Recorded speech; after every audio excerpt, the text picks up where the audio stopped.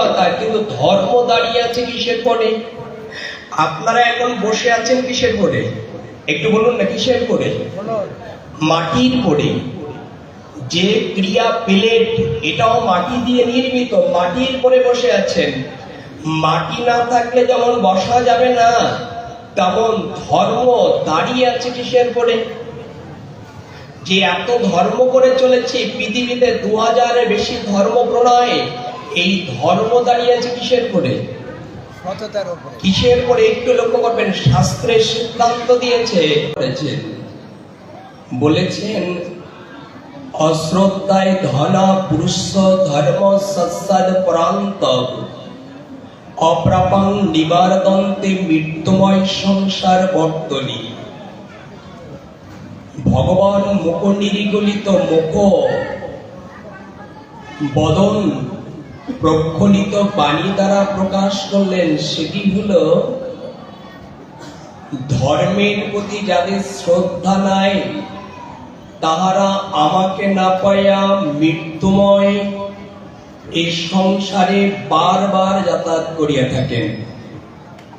আমরা এখানে এসেছি, লক্ষ্য কি? লক্ষ্য হলো আমরা মৃত্যুর পরে যেখানে গেলে আর ফিরে আসতে হয় না, সেখানে আমরা যেতে চাই। এখানে এসেছি, বসেছি, প্রসাদ পাবো, লক্ষ্য একটাই, সাধু সঙ্গের মাঝে, ভাগবত কথার মাঝে শ্রবণ করে যদি হৃদয়ে রেখে গোবিন্দের চরণে ধাম প্রাপ্ত হওয়া যায়, যেখানে গেলে আর আসতে। কিন্তু গীতা এর বিপরীত বললেন। খুব মন দিয়ে লক্ষ্য করবেন, বারবার বলছি, এই কথার বিপরীত বললেন।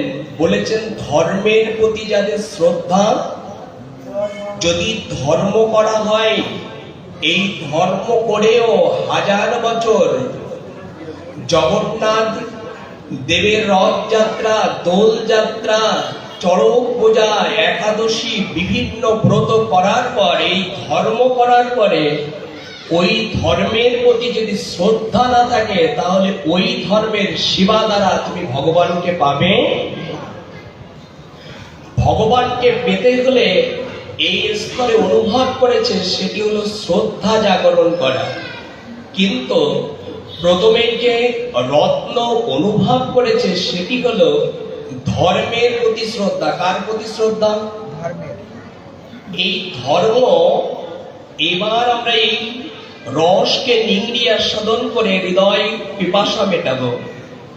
সেটি হলো ধর্ম। আমরা দিন দিন এগিয়ে যাচ্ছে, ধর্ম করছি, এটা খুব ভালো কথা, কিন্তু ধর্ম দাঁড়িয়ে আছে কিসের পরে? আপনারা এখন বসে আছেন কিসের পরে? একটু বলুন না, কিসের পরে? মাটির পরে। যে ক্রিয়া প্লেট, এটাও মাটি দিয়ে নির্মিত, মাটির পরে বসে আছেন। মাটি না থাকলে যেমন বসা যাবে না, তেমন ধর্ম দাঁড়িয়ে আছে কিসের পরে?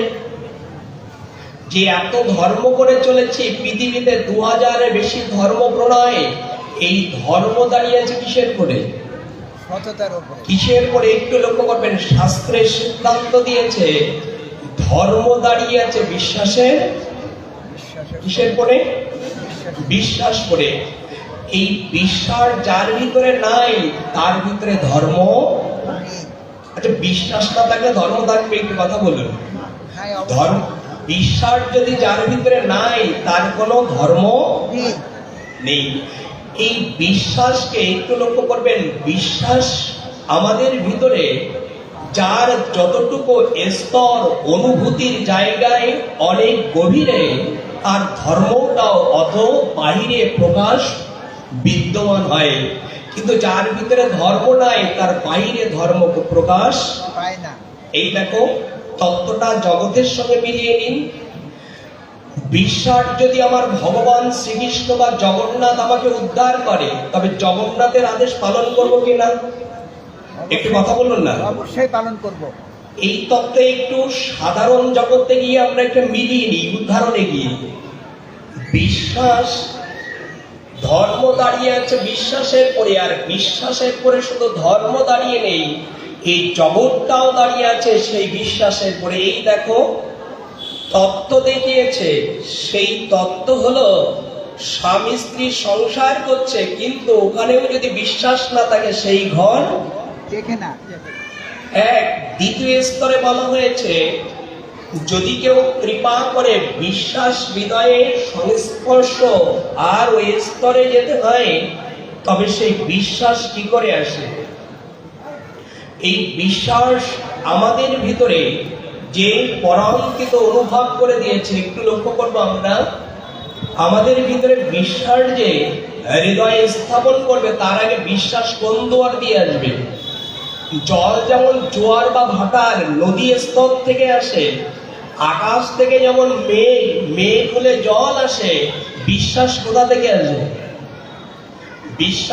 বিশ্বাসের পরে আমাদের ধর্ম দাঁড়িয়ে আছে, এটা সত্য, কিন্তু বিশ্বাসটা কোথা থেকে আসবে?